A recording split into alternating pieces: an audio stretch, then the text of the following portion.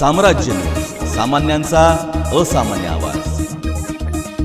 शहरातील पूर्व भागातील तेलंगणा संस्कृती ब्रतकम्मा उत्सवाच्या माध्यमातून दिसून येतं।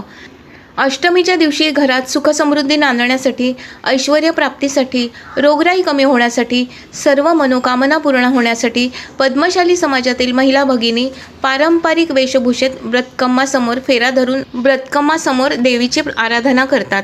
यावेळी शास्त्री नगर राम मंदिर, वालचंद कॉलेज जवळील पंचमुखी हनुमान मंदिर, पद्मानगर येथे पद्मशाली समाजातील महिला उत्सवात सहभागी झाल्या होत्या। दरम्यान आमदार प्रणिती शिंदे सहभागी झाल्या होत्या।